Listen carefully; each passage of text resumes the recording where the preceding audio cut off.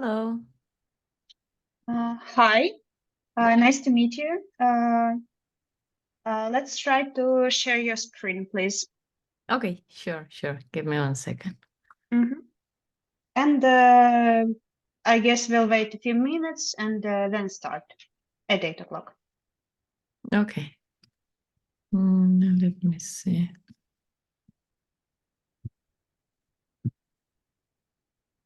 Oh, I think I lost my present. Okay, it's here. Okay, then where is the option?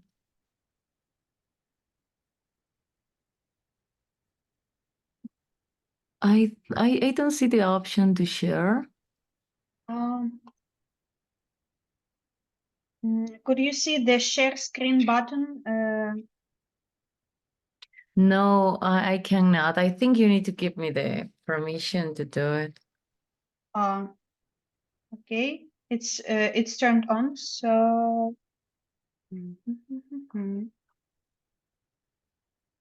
yeah, and now I've changed it. Could you try again, please? Okay, let me see. It should work now. Not yet. Oh, now it is. Okay, great. Oh, great. Okay, so let me share this one. Let me move this to this place. Okay, maybe this one here. And now let me share. Okay. I don't know if you can actually see my presentation. Okay, I think you can see it. Perfect.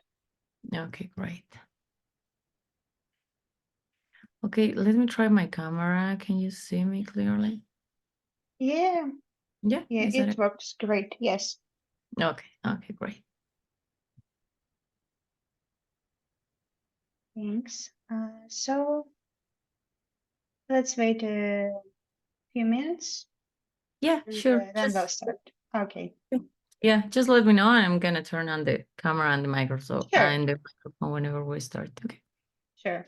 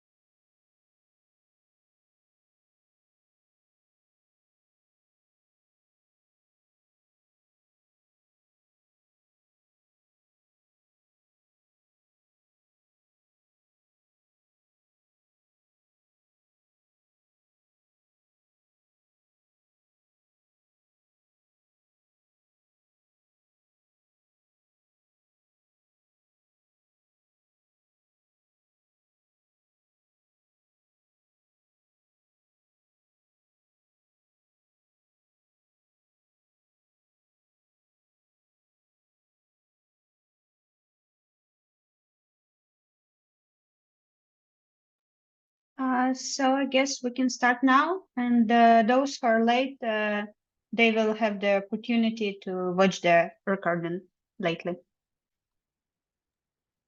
Okay, sure. Yeah. Good luck. Okay, thank you. Okay, hi everyone. Let's start with the webinar. The topic is to basically go to inside the scope on automation strategy, what works, what doesn't, and why. So the main idea here is that you can see different automation strategies, and we can discuss about the main points, about some specific considerations that you need to take before you are defining the best strategy for your teams. So I hope you can learn a lot, and if you have any questions, just feel free to ask. Okay, so let's start a little bit with who is Karime. Well, I am from Bolivia, and I have more than 12 years. It's going to be around 13 years on technology right now. I started as a web developer for a couple of years, and then I decided to move to quality assurance. And I work with manual testing, with automation, with non-functional. Then I had the opportunity to work as a team lead, considering a couple of my teams, defining some specific or some technical decisions there. Then I was able to work as a QA manager, and right now I'm working as a QA director. So this is just for you to understand that in all of these years, I saw a lot of different things in my career, and I hope that this experience can also help you somehow if you had any questions about the topic that we will cover. Okay, so let's start with the main topic. So talking about automation is not new. It will depend on the team that you're working on. I know for sure there are some companies or some projects that maybe you're, I'm sorry, I think you're not looking at my slides. Can you see it now, right? Okay. Okay, so let's start. Why automation, right? So as I was saying, automation is not a new topic. This is something that probably when I started working with automation, it was more than 10 years ago, probably on the 2012, when these discussions about taking or not automation and what's going to be the strategy, how we will implement, was a conversation a long time ago. But I realized that there are some teams that even now, even if automation is like a trending topic in every single conversation on QA, there are some teams that they are just starting with automation, or there are some people that would like to start, or they were requested to start with it, and basically they don't know where and how to start with it. So let's start with a few questions. Whenever you are thinking about automation, you will need to, first of all, understand the problem. When we think about manual testing, maybe one of the questions is going to be, is this, I don't know, taking too much time to have a release? So are we having long releases, and then we want to fix that with automation? Maybe that could be one of the questions on why we need automation. Then other case could be that we had a lot of manual test cases to be executed. It means that our regressions are going to be bigger, and as a result, it's going to take more time for testing. I remember during my time as a tester, we used to have this really long period of regressions that can take 2 or 3 weeks in the best scenario. So that was one of the reasons why, for our case, for example, automation was important. But then, when you have a lot of things manual, then you need to think about what could be automated. There are this idea that everything could be automated, when the reality is that we cannot cover everything with automation, right? So there are some specific things that need to be considered there. And the other question is, and I think is one of the most important questions when we're starting with it, on if we understand what's the value that we want to bring with automation. Sometimes it's really nice to hear, oh, we're going to work with automation. Let's take this list of test cases and automate them. But are they giving you value or giving value to your team? Are the results are actually giving you something, right? So we need to understand that whenever we're trying to to think about it. And then, of course, the how. Whenever we say, okay, I know what's my problem and I know what I want to fix, how can I do it? That's mainly if we think about the manual perspective, or whenever we are working with a lot of manual testing or manual processes. But whenever we already have automation, there are some questions also that we need to understand when we are already having a solution and then we're trying to change it or thinking about doing something new. So the first question should be, if do you have test cases automated that brings value? This goes to the previous one, right? Because in the previous one, we were thinking about what's the value that we're expecting in having automation. But here we can think, okay, we already have automation in place. Is this really bringing value to my product? Is this really helping to the quality of the product that I have? Then whenever we are having, sometimes when we define like a faster solution for automation, we can just take the data that we have or the environment that we're using for testing and then just automate anything that we see, right? But having or considering pre and post conditions are really important whenever we're trying to identify what's going to be the best strategy for your framework. Sometimes we are thinking about just automate the things that we see, but we are not considering to get those pre and post conditions that can help actually in your automated cases on being more robust, more stable. The next point about the controlled environment, sometimes we ignore that.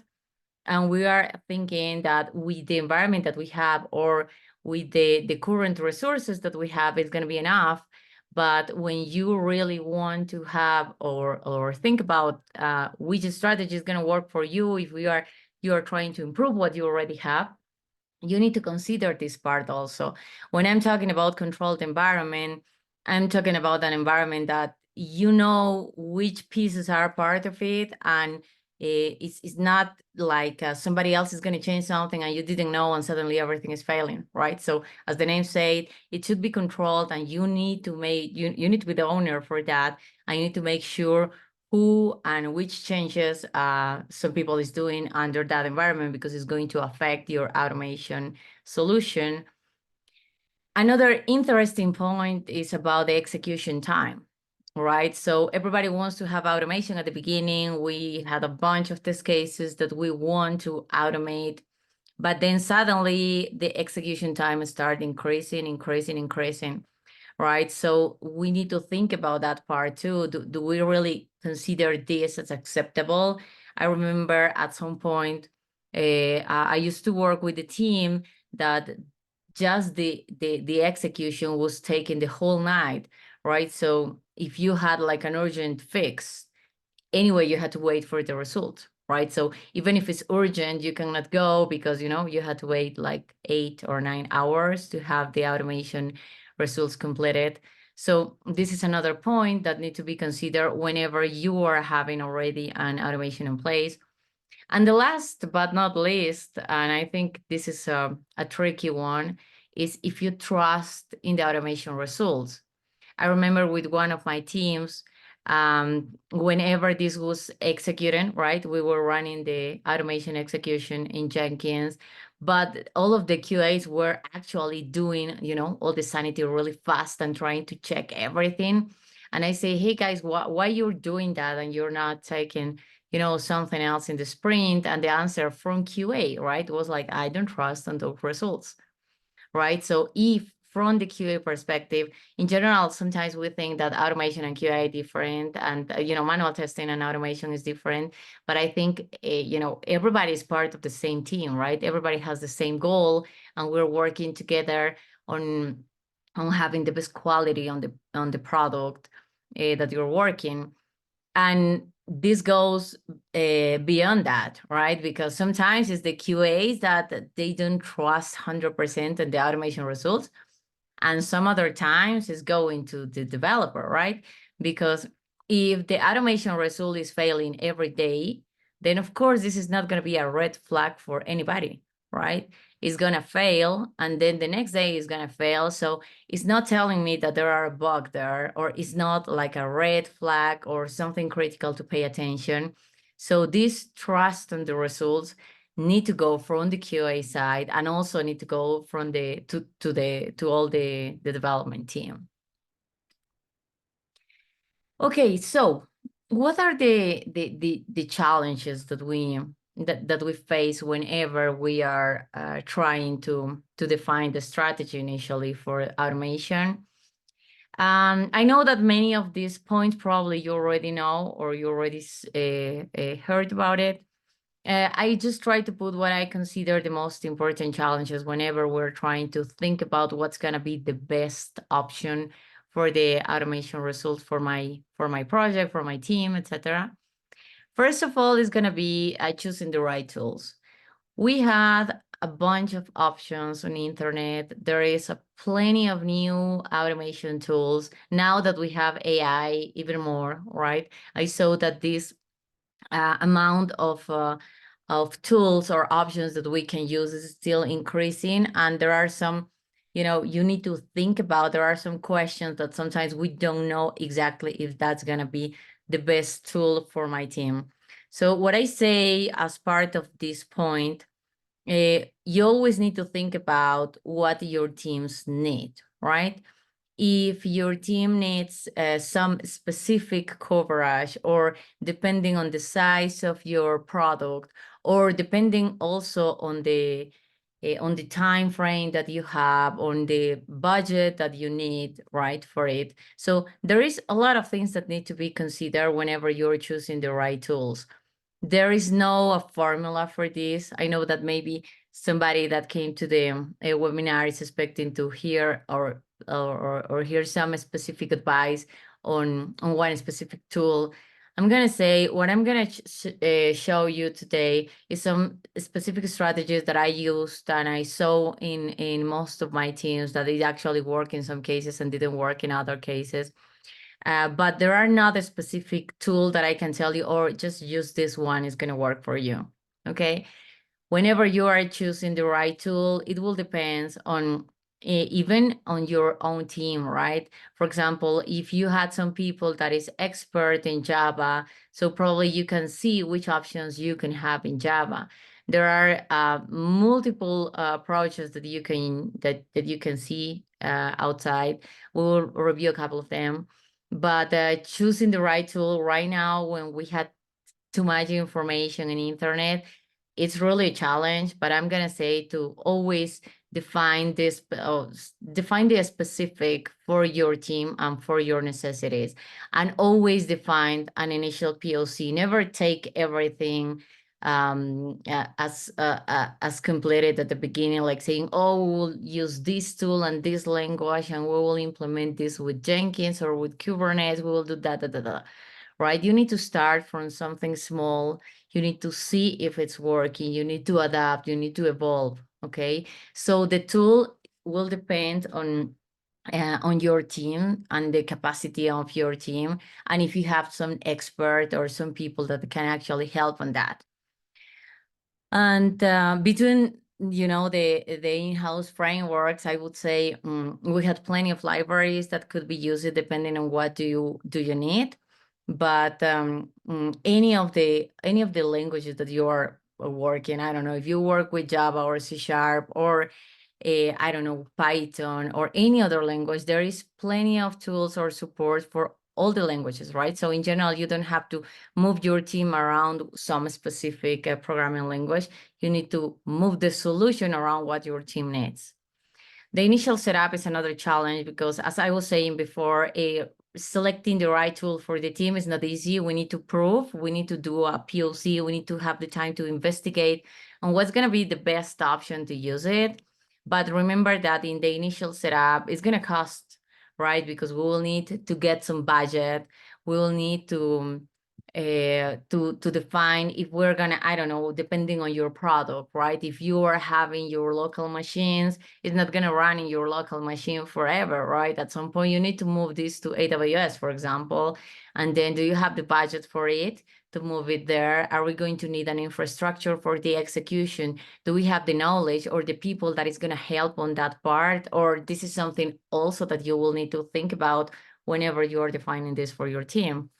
Complexity of the implementation. Sometimes we think, for example, on API that maybe it's kind of easy. If you take Postman, for example, you can actually do a post, put, I don't know, use any of the methods and just put the information and test the response. And then if you move that to automation, you can think that the API testing can just go to send some specific request, define some headers, and then send it and verify that the response is what you were expecting. But what happens when you need to consume a third-party service?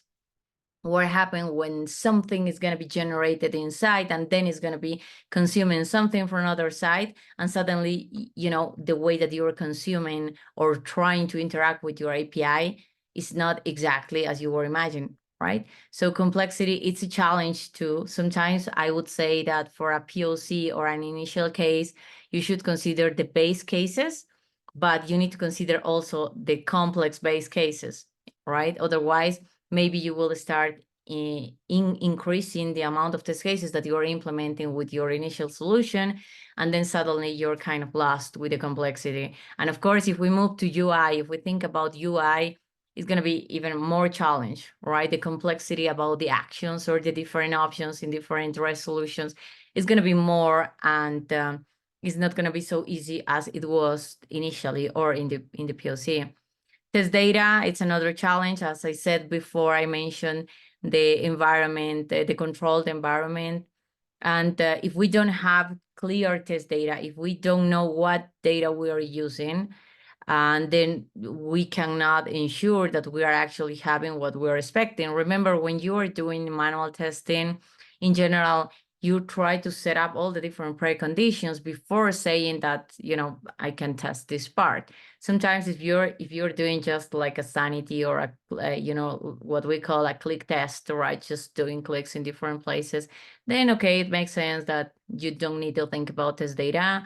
But the reality is that there are nothing like only doing a click test and then go into prod, right? In general, it's going to go deeper in the same way that you're testing or you're defining your solution. That's the way that you will need to think about automation if you really want to bring value to the table. Flagginess, unfortunately, this concept is behind us all the time, right? Even if you think that, I don't know, we define a solution and it was not properly, then we change that solution. It has a lot of flagginess. We start working, thinking on the flagginess, removing them, fixing them, but there is always something that suddenly came up with flagginess. And that's a challenge, mainly I would say mainly for UI, because sometimes the machine is loading faster or it's taking more time, and then suddenly everything is kind of failing sometimes. So flagginess is another problem, or sorry, another challenge that you need to front. Then, of course, application changes. Many of you would know already that whenever we had a solution and everything is going well and we're happy with the results, we have this, let's say, green executions every, I don't know, let's say every night. And then suddenly somebody moved a button or somebody did a change, and most of the things are broken, right? So that's another challenge. And I would say something that actually worked in some of my teams was to, have this conversation with the development team. I remember, maybe 12 years ago when I was starting with this, I remember a clear picture of the developers and the QAs kind of fighting each other. But I realized with the time that this is actually wrong, because in general, QA and development, they need to support each other, right? They need to work together. And mostly with that, when automation started being part of the team, then, the development team need to understand that this is a tool that we're using to optimize the times that we have for ensuring the quality on our products. And then the application changes need to be communicated. We need to use some different strategies with them too, like using some specific, I don't know, like IDs, for example. It's something that we use, defining some specific IDs from the development side so that we're looking for that ID. They are not going to change it. And then the rest of the things are not going to be broken. or, looking for some options, but definitely application changes. It's a challenge that you have to affront whenever you are thinking about the strategy or what's going to be the approach for automation. And this last point that I think for many people is kind of the most painful, to find the correct balance between manual and automation. I can say in the past that we had like two roles pretty well defined, right? We had manual testers that they have their own responsibilities in the team. And then when automation, this role was kind of around, I think since the beginning, when the developers was trying to define some solutions to make the things faster. But then when finally we had this role inside the team, and then we had manual and automation, and we will see later some approaches that we're using with these separate roles. But nowadays, I will say I know for sure that there are some people that is more expert on manual testing, and there are people that is more expert in automation. But the testing itself and the quality should be for the person who is part of the QA team. Okay. So this testing and this balance between manual and automation, it's really important whenever you are defining the solution for your product or for your automation framework. You need to consider to select what to automate, right? What's going to be part of the automation. As I said before, you cannot automate everything, but you need to understand what needs to be automated or what's going to give actually a real value.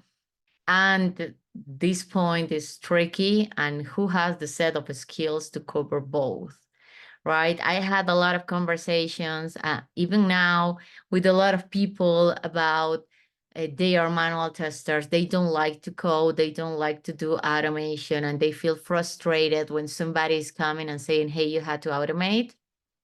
But the same happened on the other side, right? When we had an automation person that is actually an expert in some specific language or doing some specific implementations, and they are really fast and good doing it, and suddenly somebody's saying, hey, you have to test, right? So you cannot code every day, every single moment. You have to test, and then you have to automate what you're testing. And the same for the manual tester, right?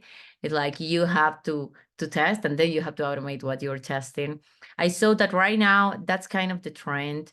I know that many people don't like whenever I talk about this, but it's a reality. In general, we need to consider to try to have both skills, but having also in mind that we will not have a person, maybe there were some kind of unicorns, I will say, that work perfectly with both, but that's not kind of the generic path, right? There are some exceptions, or at least that's what I saw. Okay. So, and that's a challenge also, right? Okay, so what's the core principles that we can consider whenever we are defining the automation strategy? And the first of all should be to have a clear objective, right? If we don't know where do we want to go, we cannot set up the path to go to that place, right? So we need to know what we are trying to get with this. For example, one objective, depending on the company that you're working on, depending what your manager is asking you for, that's another point, right? Or depending on what the team needs, and you're proposing that, because it will depend according the role and the position that you have. You can have like different type of objectives, but you need to understand where do you want to go with this. For example, if the objective is, I don't know, I had 100 or let's say 1,000 of manual test cases, and my objective is to have everything automated, right? I am not talking about making automation part of my releases. I'm not talking about having automation, at the same time whenever I am testing. I'm talking about a different objective, to have all of these automated. So, okay, in that cases, one strategy is going to work, right? We can take everything that is actually manual, review if it's UI, if it's API, if it's mobile, review what are the options that I can use, if I need to join the three of them, if I can actually only have, for example, UI and API and a separate case for mobile. That's in general in the way that at least I saw that it's working. But, you need to have a clear objective. Or maybe the objective is that, I want to have, instead of having, let's say, a quarter releases, right? Instead of having a release after each quarter, I want to have it in a monthly basis. So I need to reduce the time of the regression. I need to make it part of the development process. I need to make it part to my CI/CD, right? So there is a lot of different points about the objective, and you need to consider that. Otherwise, you can see a really fancy solution outside on the internet that maybe work for many people, but by some reason it's not going to work for you because your objective is different. Then always focus on high value areas. I remember in the past, whenever I started with this, it was really common to just say, for example, something that I saw with a couple of my teams, it was we had this bunch list of test cases and we just took the easy ones, right? Because we want to deliver faster and increase the amount of automation that we have. But if something of these test cases or some of these test cases were failing, nothing happened, right? And it's because we were not focused, we were not understanding the objective, and we were not focused on the high value areas. So that's critical for you to think about what the strategy to use.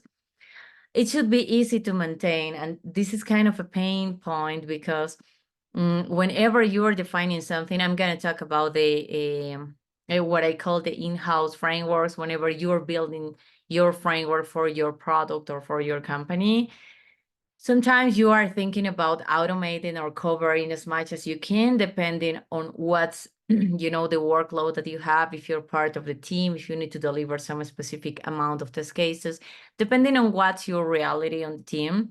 And sometimes we're just adding the test cases, but they are not so easy to maintain. And then the cost is going to be huge in the future.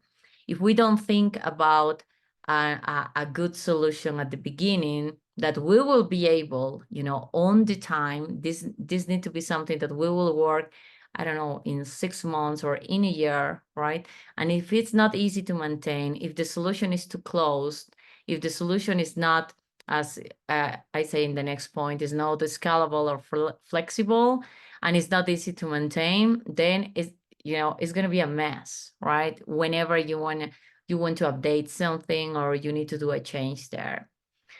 And the next point, the smart test cases. This is something that, in the past, I used to talk about this as a dynamic test cases. You should try to avoid as much as you can all the static information that you have. I remember, I'm going to say 10 years ago, whenever we are starting with the automation for API, for example, one of the solutions was to have all the responses in JSON files.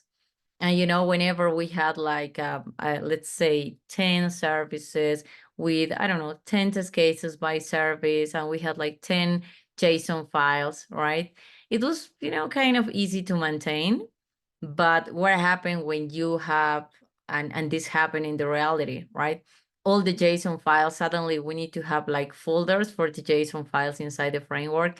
And this was growing and growing because everything was too static. And then the dynamic test cases, it's kind of the solution when we need to have some specific validations. I call this smart test cases. I took this word from one of the guys that I was working on, because I remember easily when I say, hey, we need to work on a dynamic implementation to avoid having this static updates all the time. We need to have something that is moving with the with the service and with the product. And he say, yeah, we are defining smart test cases. So I really like the word. It's not mine, as I said, but it's really having these test cases that they, it's going to be harder to implement when you think about a smart test case, but also it's going to be easier because it's kind of having some dynamic internally to understand which data is going to be used.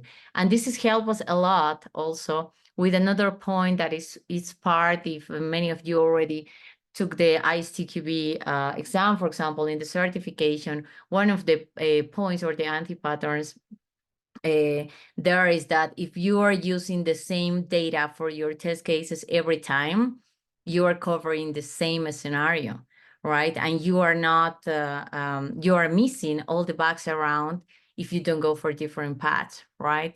So with the smart test cases, basically that's exactly what you're doing. You define some specific way to get the data in a dynamic way. You are not saving this information in a flat file and then pretending that all the time is going to pass or fail, but it's not going according how is the behavior of your service, right? So smart test cases, I love that word, so I put it there because you need to think about that kind of solutions also, that it need to be, as the next point mentioned, it need to be flexible, easy to maintain. Smart test cases, flexible and scalable, are going to help you on building something robust and something that is going to work and help your team on getting the results that you are expecting.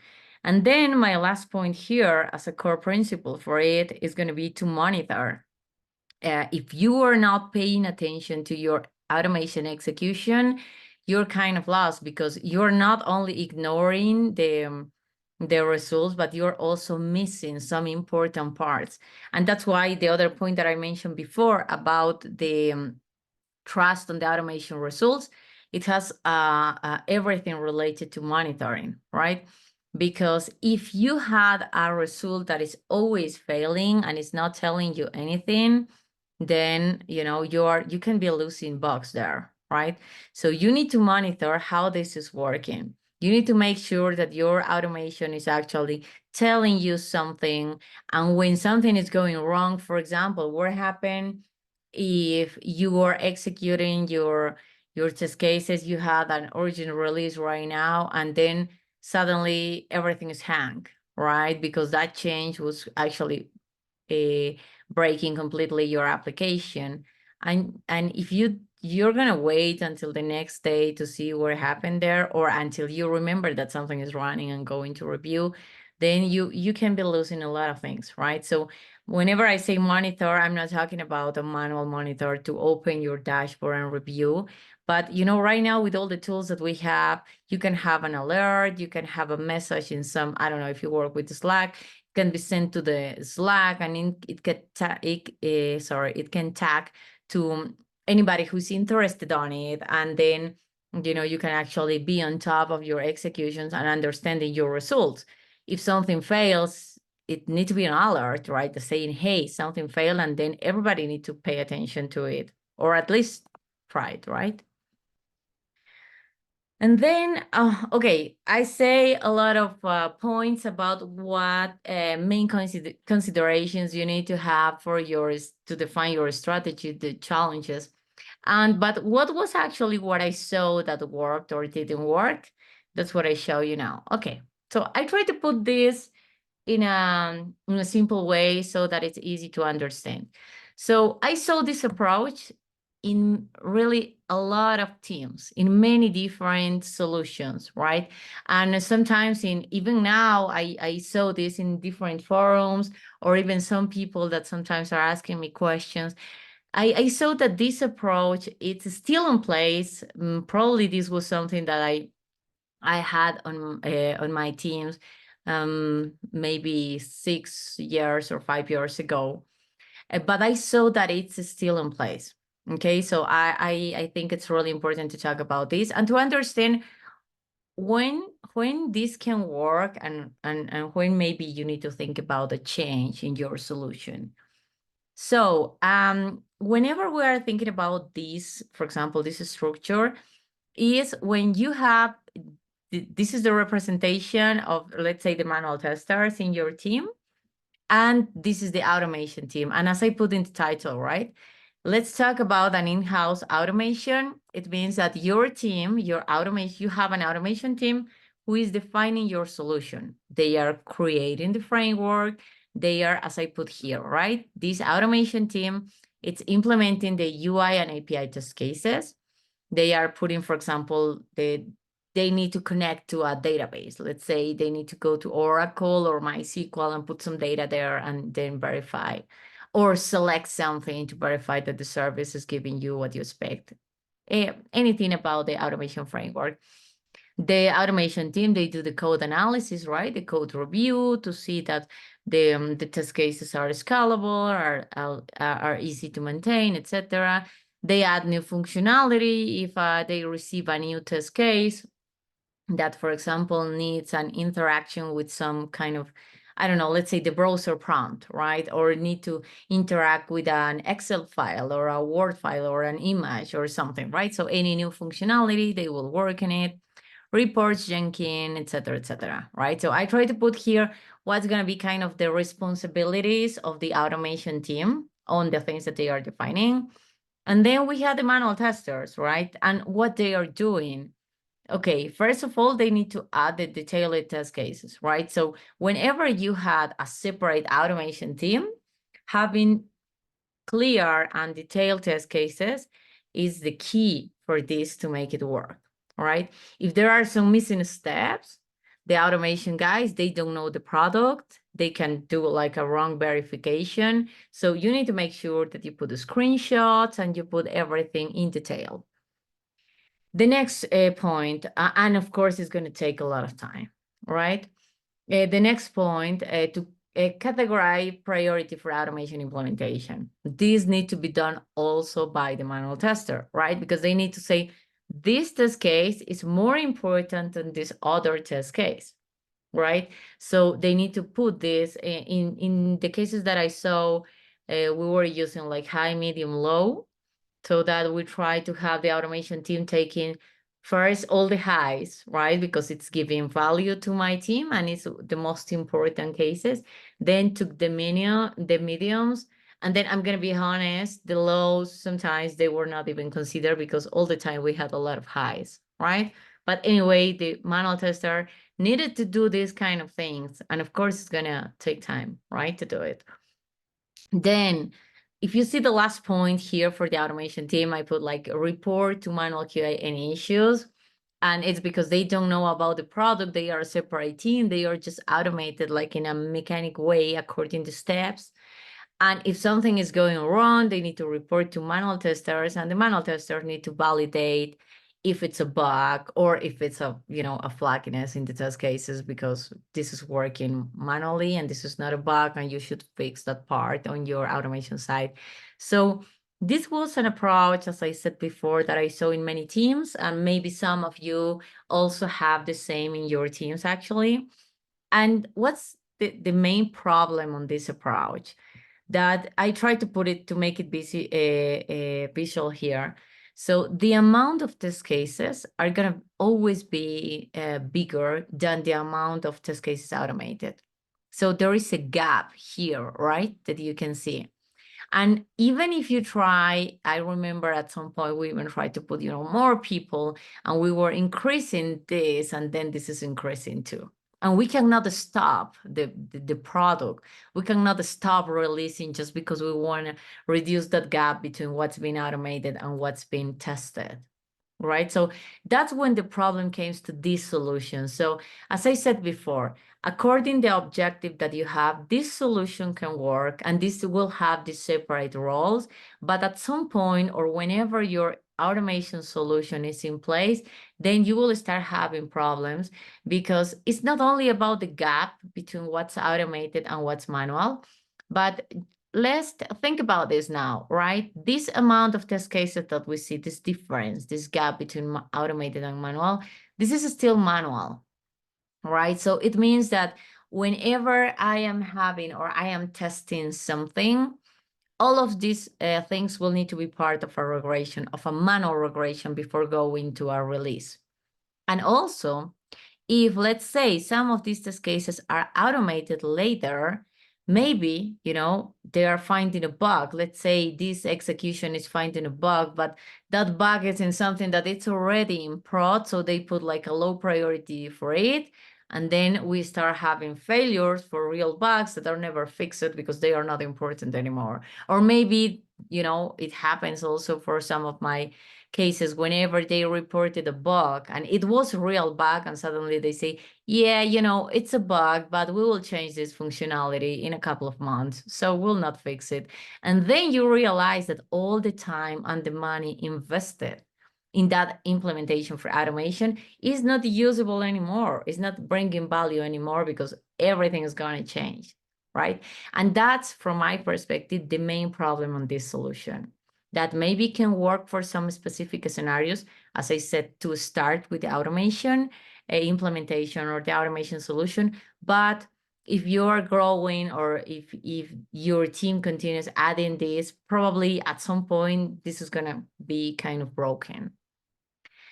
Another thing that another strategy that we did, and I would say that this is, from my perspective, one of the best, but of course it has a lot of the challenge that I mentioned before, is using an in-house automation and having basically these two parts, as you can see in the screen. The first one is that we had like a core automation team, okay? And this can be outside of the, I'm going to talk about the Scrum, let's say Scrum teams. So this core automation team can be outside of the Scrum teams, can be maybe the experts for each team, that are helping on defining this core. This core can have like the main libraries for the API or UI. Whenever we had a change or we had an upgrade on the version, or we had a new library that can help us on doing the things faster and better. And then this is published as a library, right? And then according how or the way that we're using, or the language that we're using, we can consume that library from other different places. And this core automation is going to consider multiple cases according to the requirements in the company itself. I'm not talking now about one specific team. I'm talking about like a generic core automation team. For example, one of my teams can work with, I don't know, Mongo, the other one with MySQL, the other one with Oracle. And then, my core framework have the ability to connect to any of them. My guys, in each screen, in each team, in each Scrum team, they don't have to invest the time on looking at which library, what's the best option for it, right? They just consume it because in the core automation it's done. They do, all the code analysis and review. I put here like new complex functionality. In general, this can be done at this point to this at this level too for each Scrum team. But anyway, if it's something really, really complex, right, maybe that could be considered by the core automation team. And of course, some other things according to the infrastructure, or something that they can have like a better solution between all of them, right? But it's not like a separate team at all, because they are kind of building something for the rest. And they are there to give support if there are any requirement. And then, I try to, I don't know if you realize about this, but in this image, there are some hands and some automation, right? It's basically this same, similar to this one. Because here I want to say that whenever we had this core automation team, each one of the other teams that are consuming this core framework, they are doing these responsibilities, right? They are doing the test and they are automating. And of course, in order to have this working, I need to consider that point that I talked in one of the first slides about the balance between manual and automation. In general, to make this works, we don't need to have like everybody as manual testers or everybody as automation. If everybody is automation and they like to test, you can be happy. That's kind of the best scenario. There are no, or in the other way, right? If they are manual and they love to code, you can be really happy. You had no problems. But as I said, the reality is that whenever somebody enjoy testing, right, enjoy a lot to test manually, they don't like the frustration of doing automation and having something failing just because they forget a semicolon or they forget a space or a parenthesis, depending on what you're using, right? So anyway, whenever you include the responsibility to test and automate to the team, then you are not having all the complex points, right? So here we are reducing, we're splitting, right? There are some specific things that could be done at this level, but most of the things, like fitting that framework with what I know that is going to work or is part of my product. So you have kind of a hybrid positions. Of course, you need time, right? You need time to train your people. You need to train your manual testers to understand, as I put here, to understand the automation framework, to know how it works, to understand the Git flow, to do pull requests, to merge, to have code reviews, to have a local execution, right? You need to train them. And then you need to have, to have this solution working, at least what I saw, you need to have an automation person there, that also this automation person need to be part of the team and need to be part of the QA team. I need to know how to test, what is important, and when we're sending this to prod. So in that sense, somehow you can put some balance. When there is some challenge test case that, let's say person A is manual, person B is automation. If person A is having a huge challenge automating something, and person B is having a challenge testing some complex scenario, they can help each other, right? So, but they need to know how to do both. I'm not saying they need to be expert in both, but they need to somehow support each other, right? And be a team. This is one of the solutions that I saw that is actually working pretty fine. Of course, we always need to review, how the things are going to evolve, to try to see if we need to change something. But in general, considering the in-house automation, and this is going to be for kind of the objective when, for example, you want to deliver faster releases and you want to have CI/CD and you want to increase the velocity on the things that we are having from the QA side to production, right? So as I said before, will depend on your objective. I'm not saying this is totally wrong, right? I say this is good, but at some point it's going to have a limit on what you want. And this is good from my perspective, but at some point, mainly having these hybrid profiles or understanding what's going to be more critical to be automated, there is always something to adjust and to review. Nothing is like a written in stone. Okay. And then, of course, we had the other option, that is the codeless automation, right? So I saw that many of my people working, and that is manual testers, that they are working with codeless automation. They were extremely happy whenever we introduced the usage of these tools. So it will depend, right? If you think about these solutions that I'm talking here, I'm talking about having the ability to build these frameworks, to support, to upgrade, to start, work with the code all the time and having the person with that profile. In the codeless automation, it's something that right now I see it's like a trending topic. And I try to put here pros and cons, what I saw, because this could be different according to teams, according to necessities that you have.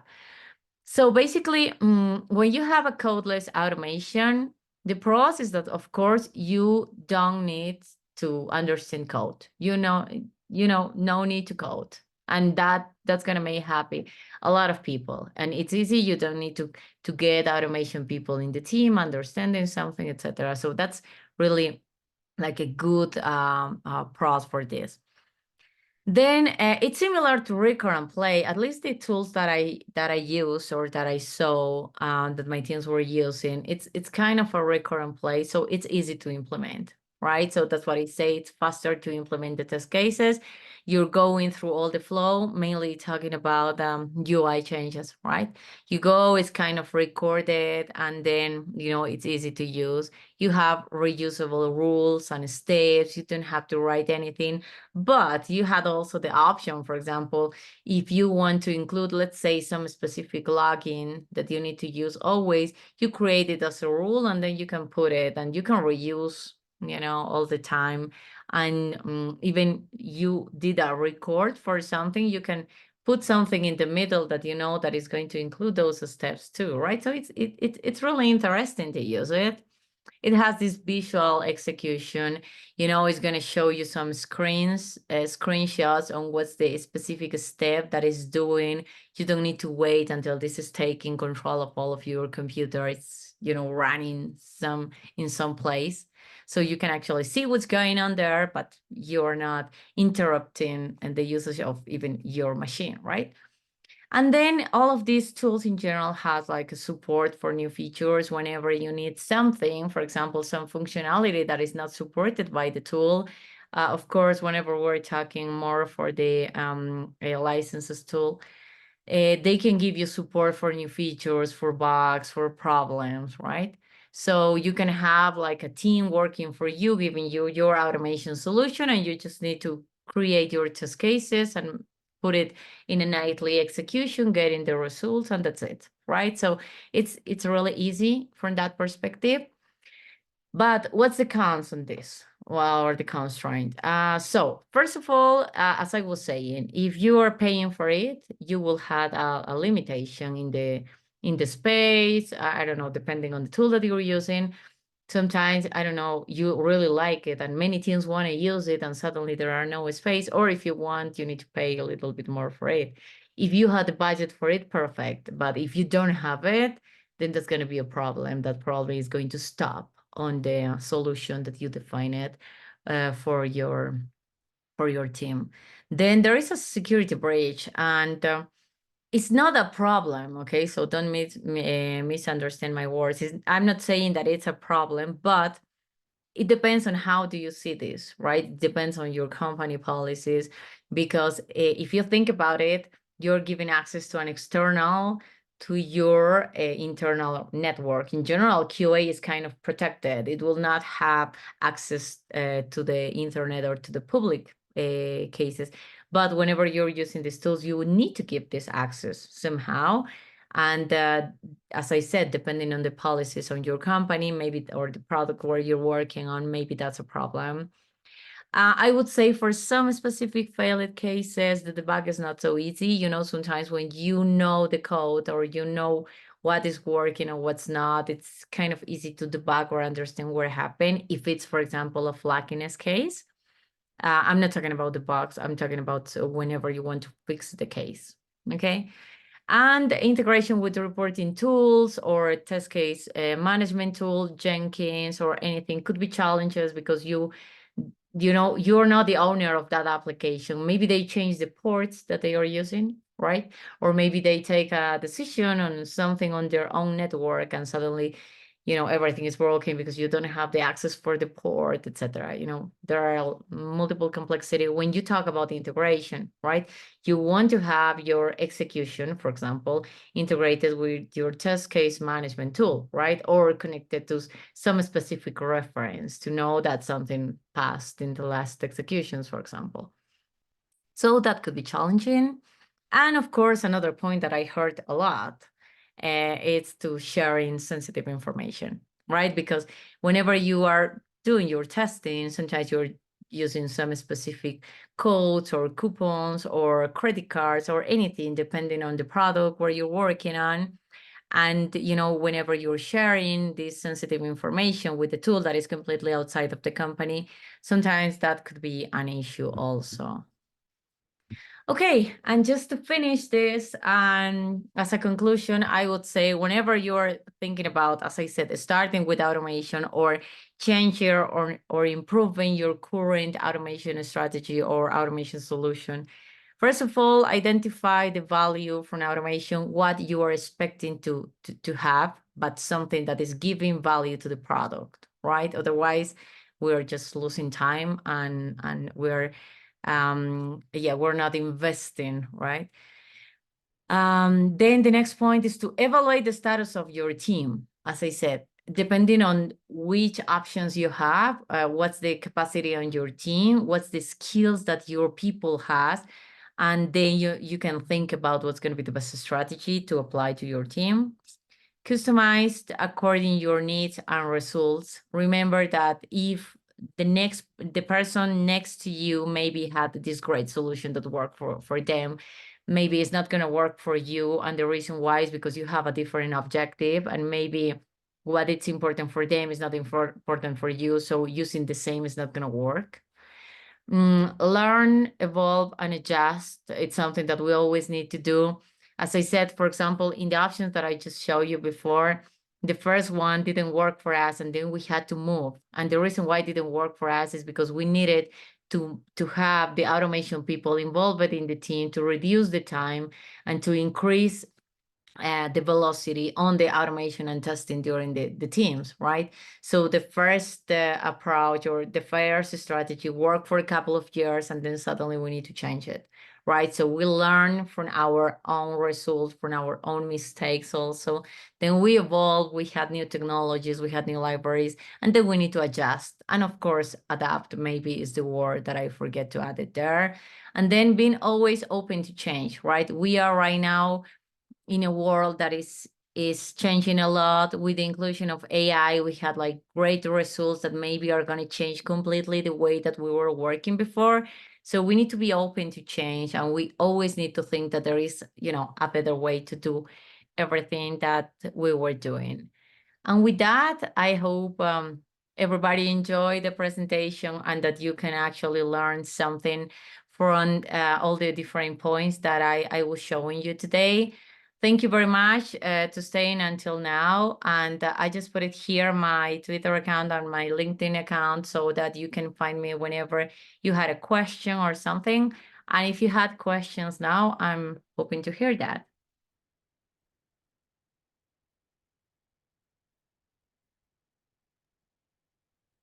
Anything, anybody?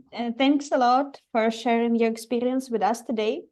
Tomorrow, all of you guys, you'll receive the letter with the recording of this webinar and with the presentation. Thanks for spending your evening with us today. Thank you. Thank you very much, everybody. Thank you. Bye.